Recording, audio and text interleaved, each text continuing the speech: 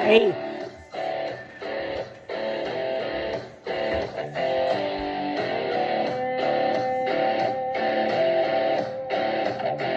Got a tricked out truck and a tank of gas.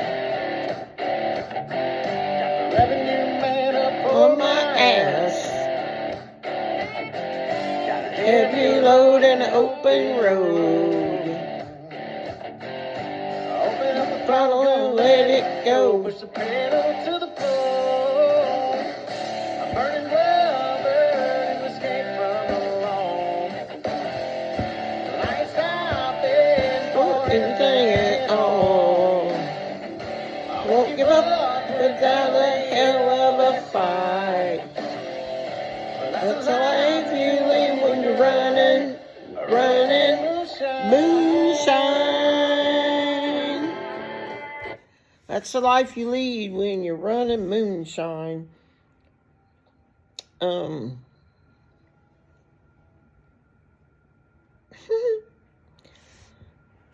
So, hang on. Oh, dang it. What did I do with that? Hang on 1 minute. I lost my place. Okay, I'm here. Now, what I want to talk to you about just for a few minutes, I'm just doing one video night, and sorry about the way I look, but I want to talk about how NASCAR, for all you NASCAR fans, and moonshine are related. Did you know NASCAR started because of Moonshine Runners? I'm not making this up. I'd already heard this before I watched the special on it one night on TV, and then when I was doing this little alcohol thing, we had some moonshine up here the other night, but it's down in the basement, so I'm not going to get it. But my wife, who's gone now, she had an uncle who still does moonshine, but we won't talk about that. But anyway, I want to talk about moonshine. I'm going to show you how it connects with NASCAR. The way moonshine got its name is they would have to make their moonshine at night because they did not want the law to see the smoke rising from their, it says, clandestine stills. So that's how we got the word moonshine. When the 18th Amendment came into effect in 1919, it actually started in 1920. So from 1920 to 1933, those were known as the Prohibition years in this country. And alcohol became illegal to buy, illegal to have, illegal to sell. But all it did was, it didn't work because it just created an explosion of illegal smuggling of alcohol all over the place. So the bootleggers who smuggled the moonshine from their stills to customers, they had to outwit the law at every turn, every place they went. And the original bootleggers held their flask in their boots. But when cars were introduced, then bootleggers became known as anyone who smuggled the spirits of the alcohol type from their stills to their customers. Now, bootleggers would plan on outrunning the law. That was the whole point of that. So they had to modify their cars and their trucks.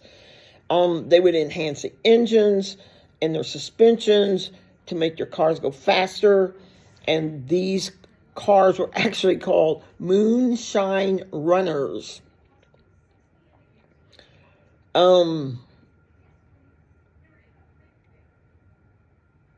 When you were modifying a car to be a moonshine runner, the first rule was do not make it look flashy. Just make it look everyday, run-of-the-mill. It said some of the cars that were used were Dodge Coronets, Oldsmobile Rocket 88s, Chevy Coupes, and the most popular of all for the moonshine runs was the Ford Model A Coupe. It said they were extremely common at the time. They had a V8 engine. They had suspensions that were easily modified. It had a large trunk, so it was perfect for the job. some of the modifications they made, I don't understand that, but they added more carburetors so the car could burn more fuel. They installed new intake manifolds to bring more air to the engine and over-boring the cylinders to increase the car's displacement for horsepower. I have no idea what I just said, but you people that have cars do. You couldn't just make your car drive fast. It had to drive fast, and you had to be able to haul a lot of weight, because typically you would be hauling between 100 to 180 gallons of moonshine. So these cars had to travel at a high speed while carrying around 800 pounds of alcohol, and they had to do it on twisty, curvy, backwoods dirt roads. It says the bootleggers added leaf springs to stiffen the suspension, allowing them to carry more weight. The suspensions of the Moonshine Runners were so stiff that the rear of the car, if there was no moonshine in the car, the rear of your car would go up like this. But when you loaded the car with moonshine, the car would appear normal. A lot of times, to prevent the law from getting them, the bootleggers would borrow license plates to make the run, and then they give them back or whatever. Or they installed switches that they could flip the switch, and it would shut the tail lights and the brake lights off to help them throw off, it says, any coppers, C-O-P-P-E-R-S, on their trail, any bootlegger police. And then they use their knowledge of the local roads to their advantage. And the Prohibition cops, they had no idea what those back roads were like. And a lot of times, to shake them off, the bootleggers would actually do what they do the 180. They would spin their cars 180 degrees and then fly right past the lawmen that were chasing them. So, there's a guy, some of you NASCAR people may know this, Junior Johnson, and he had been a former bootlegger, former moonshiner, and then he became a NASCAR driver, and he was known to use that 180 move. It says Junior Johnson was just 14 when he started running his father's moonshine. He didn't have a driver's license, but it didn't matter, because he said, I didn't need one because I wasn't going to stop. So here's where it relates to NASCAR. In their free time, the bootleggers would race against each other in open dirt fields or on back roads to prove who had the fastest car and who was the best driver. Eventually, the local fairgrounds around there invited the bootleggers to come to race their modified, quote, stock cars for prize money. So they sold tickets to the fairground visitors to watch these cars race. And walla walla bing bang, walla walla bing bong, walla walla bing something, the rise of stock car racing started.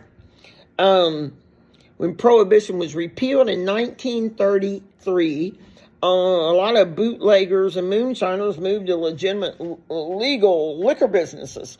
But some, like Junior Johnson and Benny Parsons and Lee Petty, I don't know if he's a relative to the big, I don't know much about NASCAR, the Petties that race now, Lee Petty, they transferred their skills of running from the law and driving at high speeds on dirt roads to racing stock cars professionally.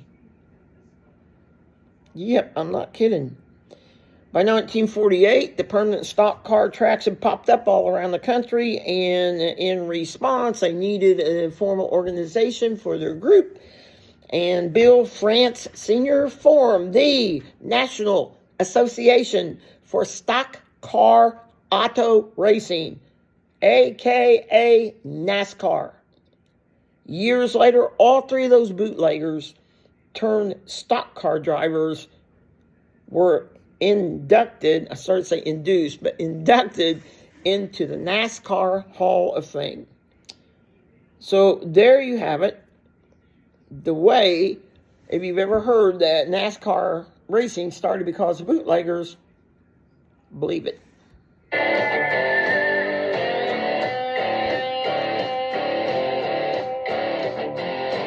Call me sinner, they call me thief. Call me sinner, they call me thief. I never